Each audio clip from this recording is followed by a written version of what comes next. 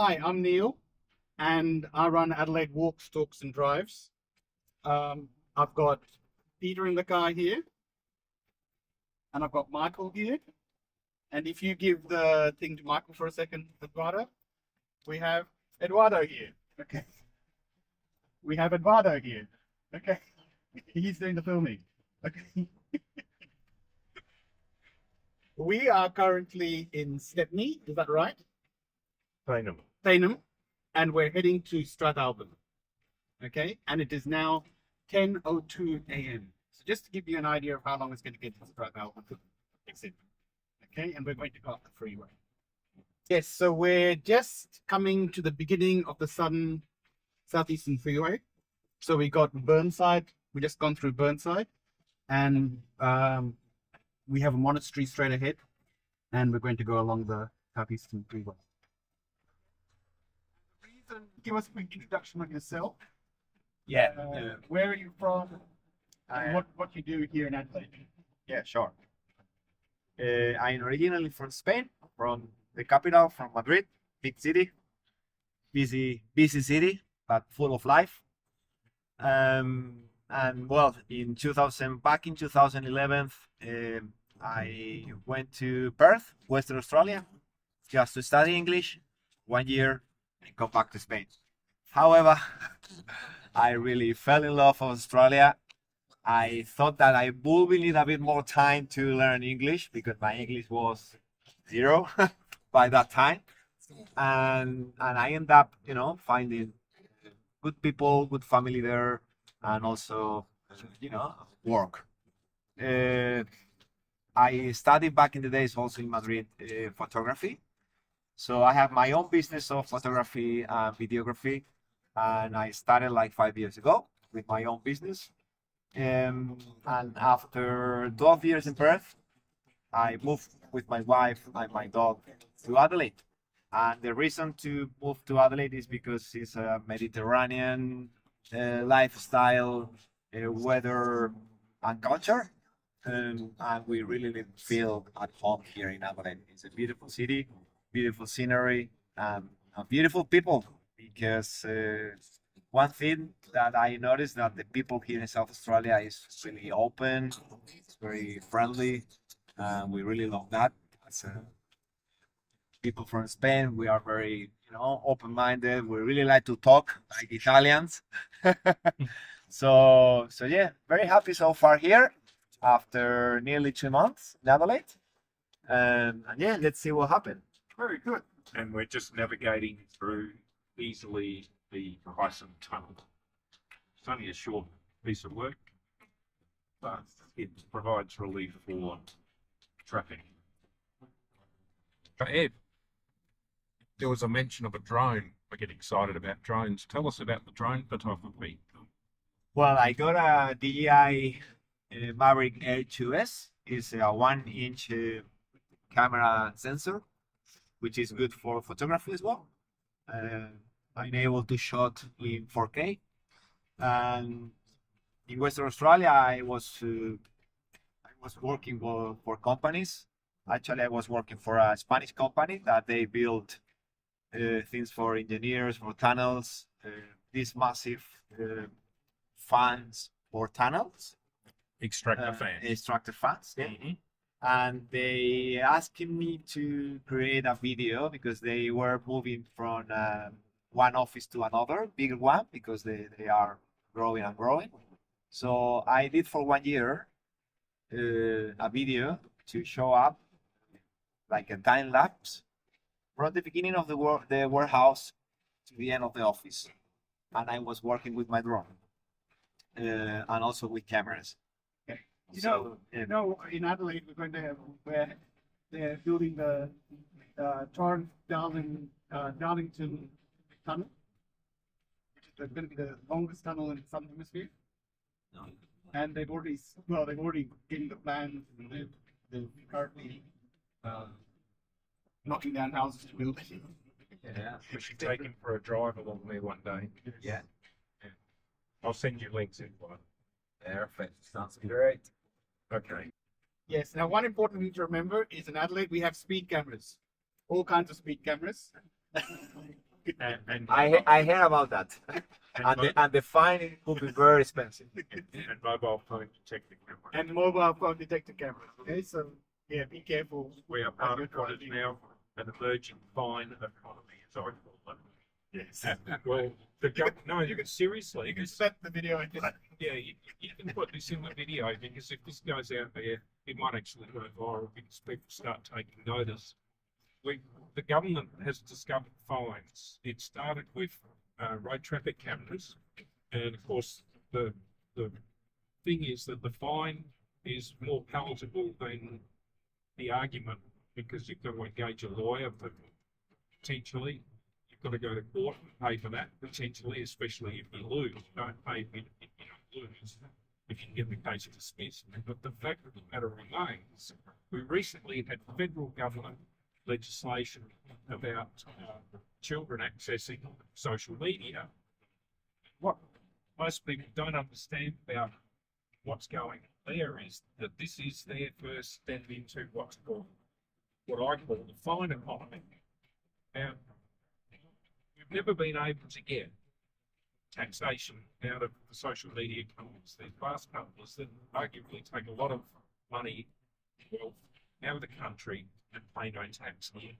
So this is an avenue for the government to put its hand in the pockets of these giants, because what they're saying is every breach is going to cost you up to $50 million. So that's an easy earner if kids jump on the internet and crash through, and at the age of less than 18, as minors, get onto social media from henceforth. Okay? And of course, with all the surveillance that we've got on internet activity, it's inevitable and it's reliable that they're going to find out, the authorities are going to find out, they're going to enforce the act. The stupid thing is the perpetrator's not going to pay, they're going to get a slap on the wrist and told not to do it. Their access will be taken away. But the government has a case then to fine the social media companies, and it's $50 million a hit. It's a fine. It's so easy.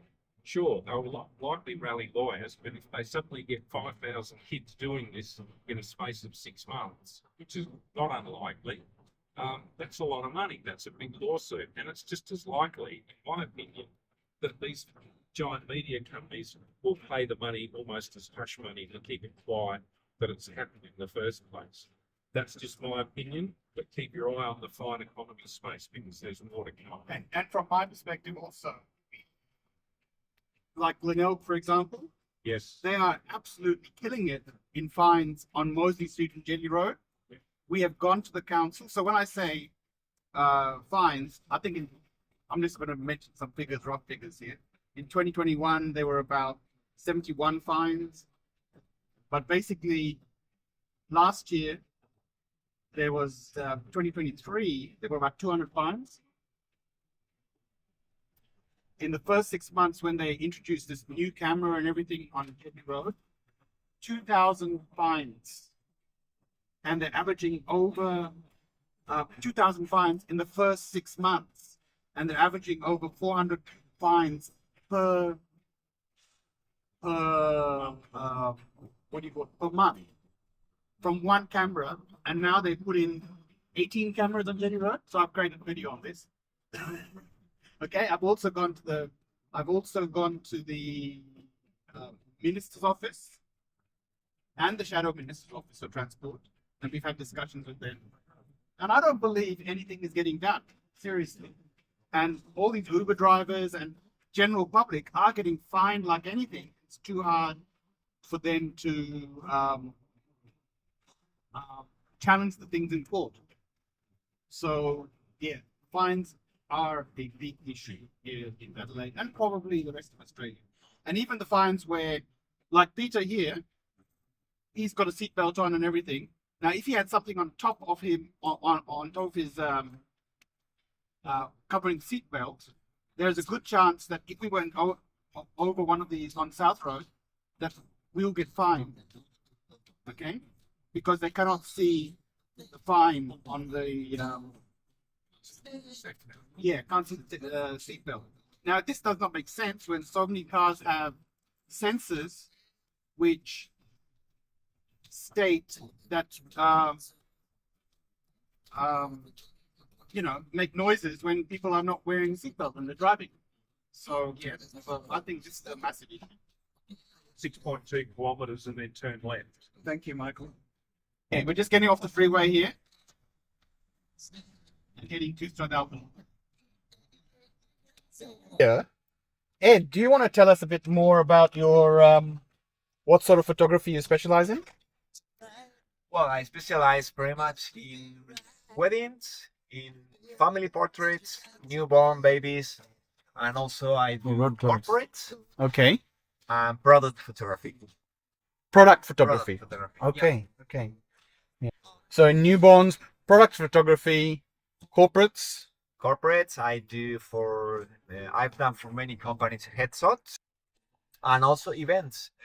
In the past in Perth, I was working for a big company of mining, BHP, Yes. Rio Tinto, Yes. and I was doing some conference in Perth Convention Center. Yep. Hang on, I got confused. Yeah. What sort of products? Give me an example of some of the products. Campbell. Okay. Big companies, or also for bicycles. Okay. Bicycle shop. Yep. So we're 5 minutes out of Strathalbyn, and Peter, do you have any comments about the road? Oh, this area, the winter is beautiful. Summer it's very dry. What call it sunrise country. But in the winter, this is magnificent. It's fantastic. That's Yeah, a camera going. fantastic. Fantastic. I'm going to tell you an interesting story about this. It's gonna be on the TV. Hello.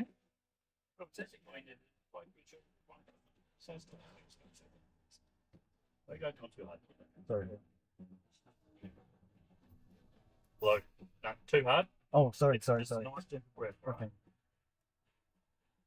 Okay.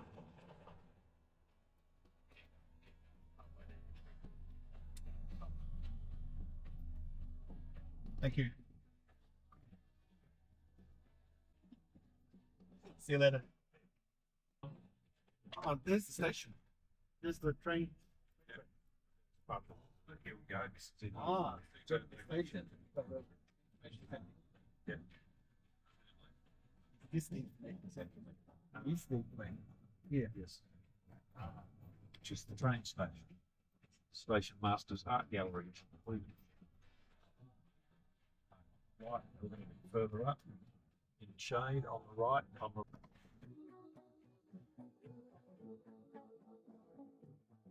No. Sorry.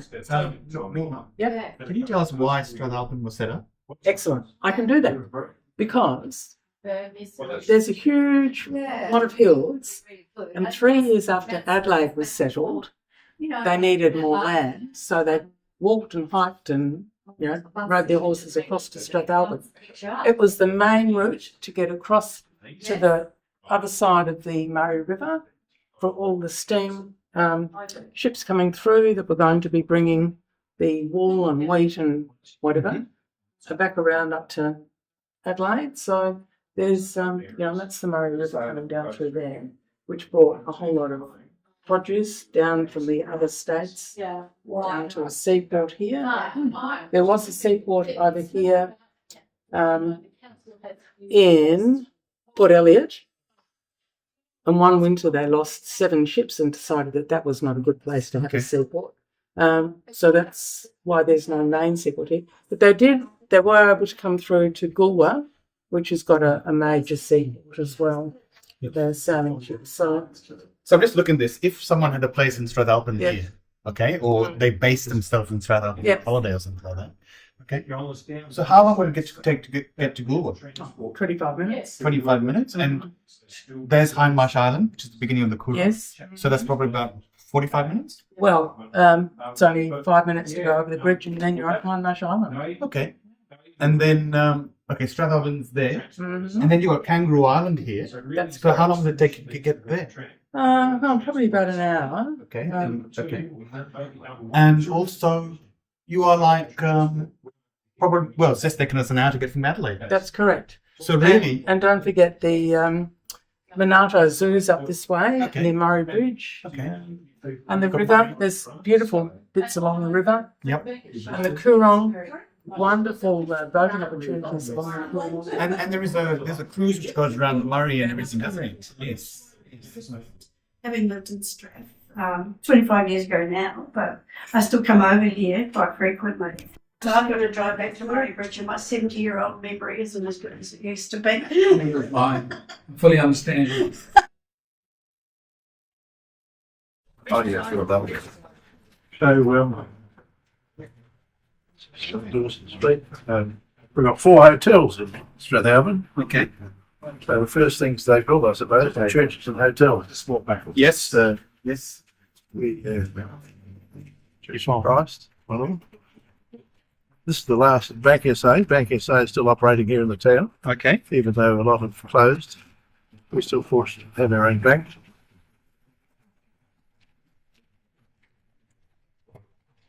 So many years ago, there were 11 mechanical workshops here, and they all dispensed petrol.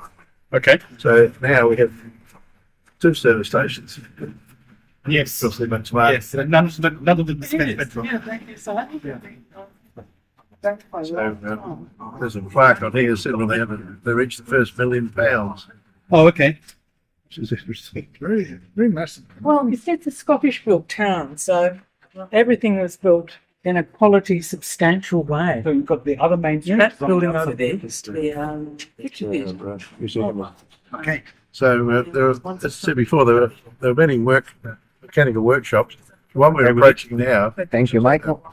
selling fresh vegetables, used to be a workshop. During the war, they made pins for bailey bridges Okay. during the Second World War. House and fruit and plants. So you got a grocery. No, it's not grocery. But you do have grocery. I've been to Strathalbyn. They have sunflowers. Side of the right. Other than Strathalbyn, it's the church shop.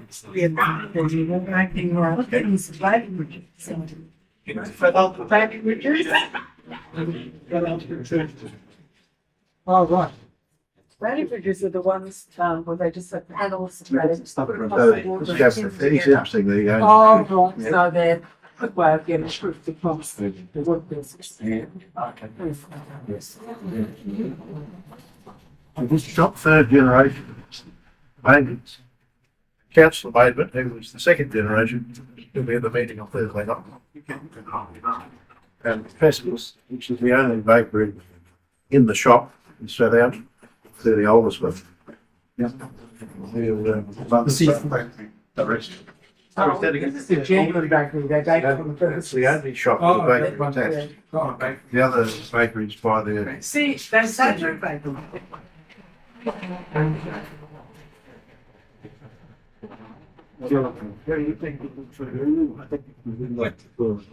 Gulva, Victor Harbour, all on a day trip. Right. Oh, that's All this Gulva, Victor Harbour, whatever. Well, I walk into Pescos, they see me coming, they put a London run in a bag, pass me, beat it, then over the top. Half pay. So we've got a shop over here that was being developed in a supermarket. And unfortunately, sorry, passed away and wasn't able to complete it, so it's now up for sale. So we're hoping that we'll take it on. This is the best method for us to work together.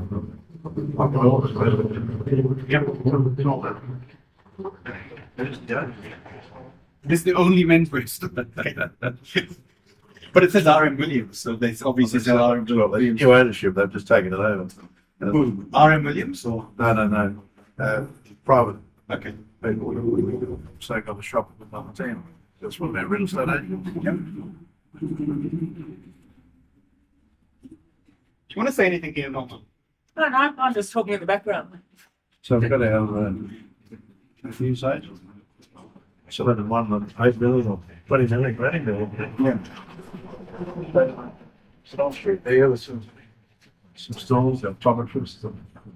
Okay. Another cafe. So do you have any restaurants as such? Well, not the vault over there yet. No, It's probably the closest. restaurants.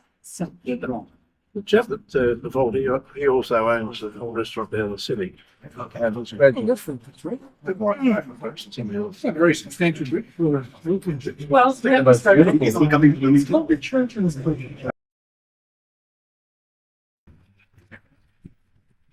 There's a history over here that we approached about the town. Probably worth picking up. Yes.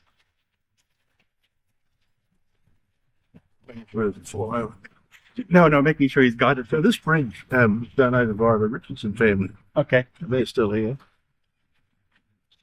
So we have some history of the town here, which was founded in 1839 by 6 Scottish families who very quickly established manufacturing processes that were required for their horses, blacksmiths, foundries and so on. And the first hotel was built, which was basically a log cabin, then became Strathalbyn Hotel, and then latterly the Terminus Hotel there now, and then 3 others built. But I was interested to read that Prince Alfred visited Strathalbyn and had lunch at the Terminus Hotel before carrying on to Milan. And then he went around the coast of Sydney where somebody tried to kill him. The bullet bounced off his ribs and hit the man alongside of him to kill him. So that was the very first war visit to Australia. The first assassination attempt. Probably. Who knows why that fellow tried it? They got him, so I suppose coming after getting it. But you can see here about the businesses along High Street and then the construction of the first bridge over the river in 1857, which enabled more businesses to be built on both sides of the river. Because prior to that, you had to cross the river, and it was certainly flowing a lot better than it is now. Originally, it was Strathalbyn District Council, and now we've been incorporated into Alexandrina with other towns neighbouring, including Dorr. And it talks about fine buildings. Over the road from here, we have the post office. That's the second post office. The first post office was built in the days when the Ghana people used to come and meet here on the riverbank. And there's an excellent photograph of them meeting here with their worthies and the post office the other side of the road. They must have really wondered what was going on. So different for them. So then they talk about the gold rush. There is a gold mine being near here, and so there was certain mining going on. And there's an interesting story. We're later going to visit the Gilbert's Motor Museum, and there is the commercial bank, now part of their building. And we all thought there was a tunnel under the road to the commercial hotel. So when they were redoing the road, we found out, yes, there was. But the tunnel is still there, filled in the middle, probably for young vehicles, and it goes from the commercial hotel to the side of what was the commercial bank, which was a billiard saloon. I suppose this tunnel would have been quite tall for humans, or I mean, it's 2.2 meters, 2.2 meters down for the width of a person. But they weren't probably as tall as me, or maybe you. But the interesting thing is that it went to the billiard saloon, which is now not there. And so one speculates, why did you need to go to the hotel for the billiard saloon? After your imagination. Have you seen the tunnel of the courts in Adelaide? Magistrates' courts. They got a window there, and they have a tunnel there, and they used to have people ride on a horse in the tunnel. Oh, really? That's a big tunnel. So that Yeah. I only mentioned that because miners were prolific. There's a lot of miners around, so they dig a tunnel for them. Yeah. There was something. I know there's another one in Adelaide to the post office to what was the Treasury building. Yes. Yeah, where they used to get the gold and all that kind of stuff. That was rather reasonable. The original swimming pool down there. I'm not how we have a beautiful one in the park. And Dawn Fraser used to come here and do exhibition swims. So doing a lot of Well, got Nolan now. I don't think I'd want to swim there. Patient.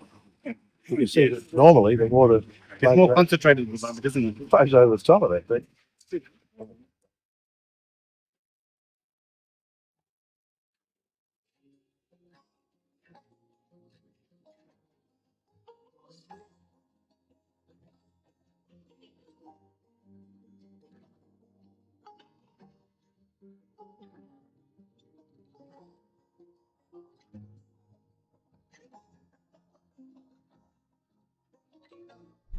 Gone across Angas River, we're heading to the Motor Museum.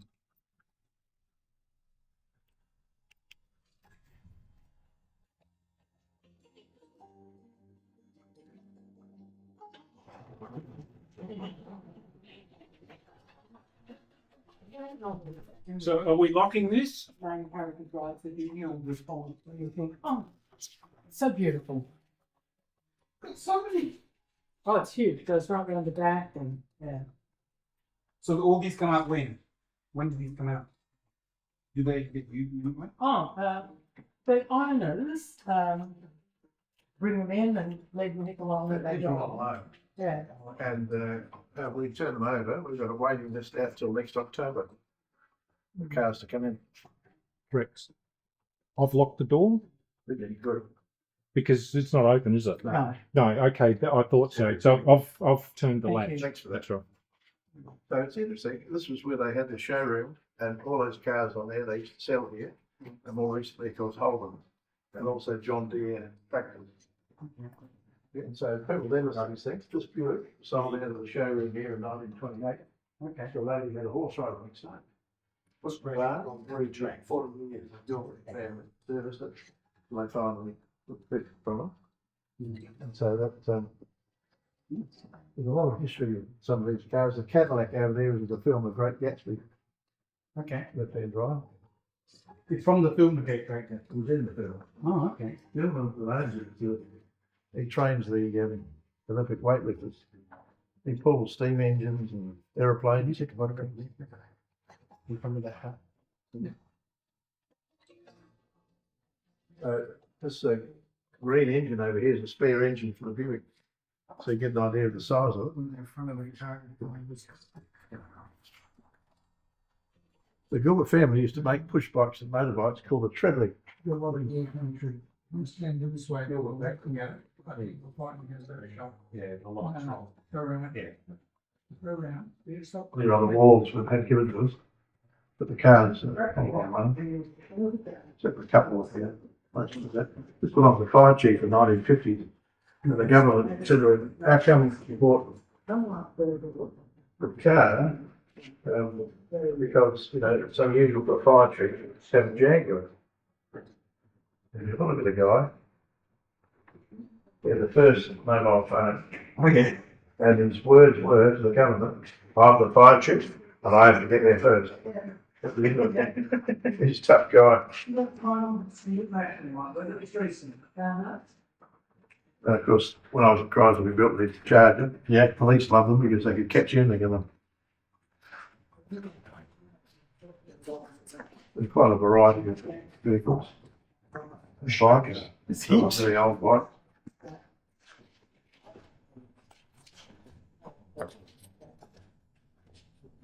So what days is it open? Wednesdays through Sunday. Monday and Tuesday, a lot of the shops here are closed. Okay. Anyway, there's vinyl pedals. You see that photograph up there, there's two blokes there? Yeah. They're triplets. They're what? The bikes are. Yeah, it was Gilbert backwards. Okay. Oh, okay. We had a car donated to us recently. It's called Suddenly 88. It was it's a purple colour one. Uh-huh. It was the last thing on the track when they closed Rolling Park. Some of you remember Rolling Park. Oh, we used to go there. So that was called Suddenly 88. Why was it called Suddenly 88? Because it wasn't there and suddenly it was. That was the fastest vehicle on the track. The owner is Glenn Dix, our patron. He just paid $100,000 for it. He's given it to the, that belongs to the museum. And, I remember him waving the flag. Well, he's still alive at night. Still does. Wow. So I saw him one day when we played. He was at the front. And so this memorabilia was put here by the Rolling Park Club. They're still there. 79. But, So we're in Strathalbyn at the Motor Museum, and what we've got before us here is a replica of the 1987 version of the track, which is the same as the 1985 original version of the Adelaide Formula One Grand Prix track. This was on the Formula One calendar in 1985 as the last race of the year, and this track is now still used by the V8 supercars, as they're called now. However, it's a smaller version. The original version, I believe, is over 5 kilometres long. This was one of the longest straights in the Formula One calendar. Now it's been truncated into Bartels Road. So the track now goes up here, and we've lost this section here, which has reduced the overall length of the track and reduced the length of what's called the main straight. Bartels Road, in fact, is probably more of a main straight than the other one. And we see all the bad crashes here at this corner. I think it's turn 7, where they hit the barrier wall and do all sorts of damage to their flimsy cars. And back in the day, in 1985, and I'm sure still 1987, this famous guy here, Glenn Dix, who's responsible for many of the exhibits in this museum, was the flag marshal, and he would indicate the finish of the race by waving the checkered flag, and he would do it on the track. Nowadays, you don't see anybody on the track when the cars are on the track. It's forbidden by regulation, and they wave a flag from about 20 feet up in case parts go missing and hit them or whatever. So this is how it used to be, and he used to do this at a place called Rowley Park in Adelaide, in the just west of North Adelaide, in the 70s and 60s, for what's called the dirt track cars. And yeah, great history, great showman. It was quite an act. If you can get footage of him waving that flag on a track, you've got a gem. Every tree is dubious position.